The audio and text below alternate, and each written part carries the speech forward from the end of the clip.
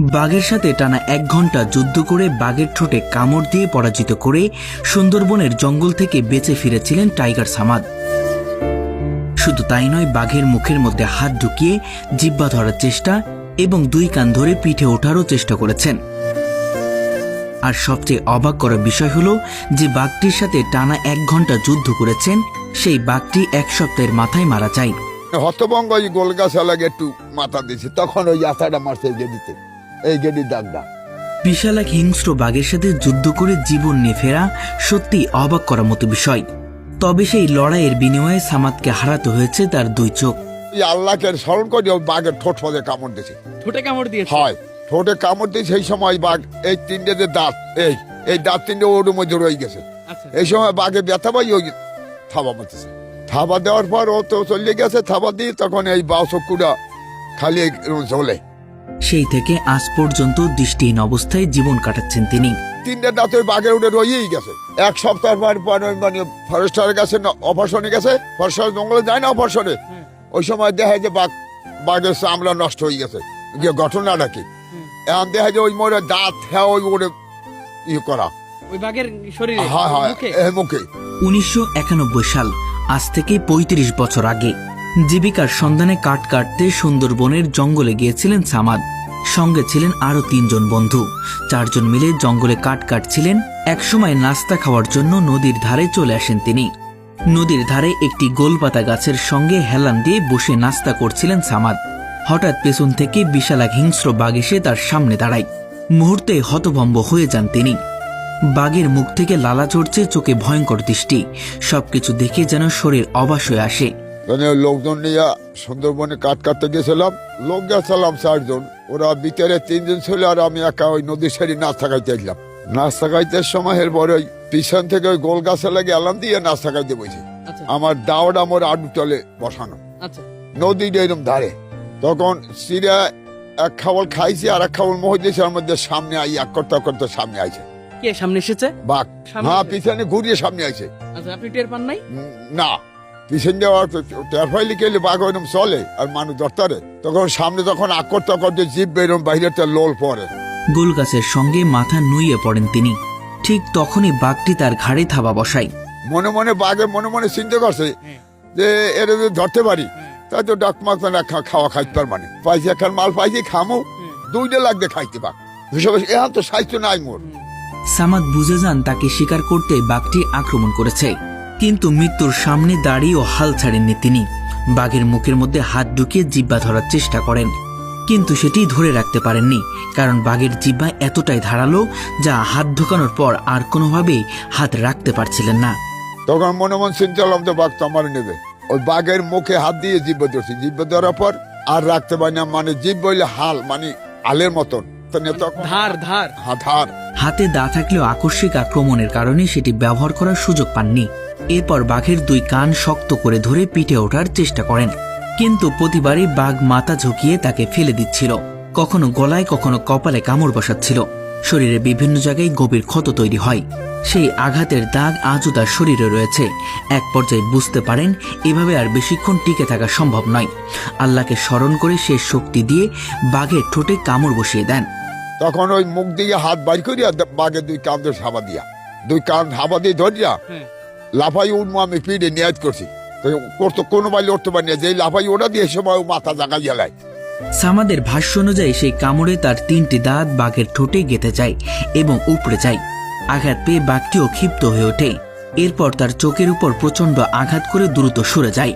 ওই দিশে নামাইয়া ঠোঁট পাথায় কামড় দিছি, বাঘে ব্যথা পাইয়া উনি বাঘ চলিয়ে গেছে। ও চিন্তা করছে ওই যাইতে হবে, বাস করে ঝুলিয়ে গেছে। ওই বাস করে খালি লাভ হয় এরকম। ঘটনাটা কি এখন যে আমার চোখ নাই এ আমার মালুম করিনি, কিন্তু বাঘে যে অ্যাক্সিডেন্ট করছে এ আমার মালুম করতেই না। এই আঘাতে মারাত্মকভাবে ক্ষতিগ্রস্ত হয় সামাদের 2 চোখ। প্রায় 1 ঘন্টা লড়াই শেষে 2 চোখে দেখতে না পেলেও হাত দিয়ে চারপাশে বাঘটিকে খুঁজতে থাকেন তিনি, কিন্তু ততক্ষণে সেটি জঙ্গলের ভিতরে পালিয়ে গেছে। কিছুক্ষণ পর সঙ্গে থাকা 3 জন বন্ধু দৌড়ে এসে তাকে উদ্ধার করে। তখন পানি চাইলে তাকে পানি দেওয়ার চেষ্টা করেন, কিন্তু বাঘের আক্রমণে গলায় মারাত্মকভাবে ক্ষতিগ্রস্ত হওয়ায় পানি পান করা তার জন্য কঠিন হয়ে পড়ে।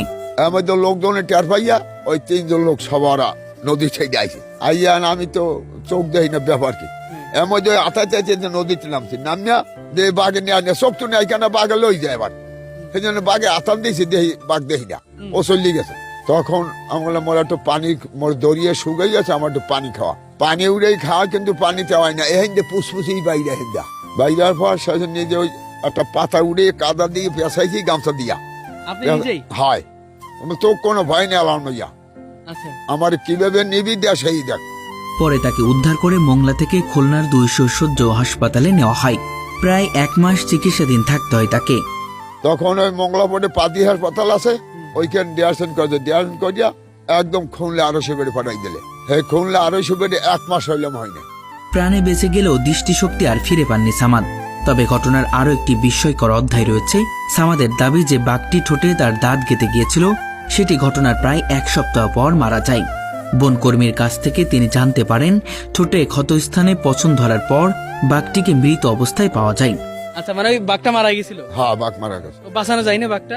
না না কেমনে বাঘ তো মরিয়েই গেছে মানে ওই বিষে বাসে তো না মানে ওগো গায়ে যদি আঘাত লাগে তো ওই মাছি বাগনে ফেলাইলে পোক হয় পোকল শশা আর বাঁচে না। সুন্দরবনে সেই ভয়ঙ্কর ঘটনার পর কেটে গেছে প্রায় 35 বছর, কিন্তু জীবন তার জন্য সহজ হয়নি। সন্তানরা দূরে থাকেন, তাই স্ত্রীকে নিয়েই তার সংসার।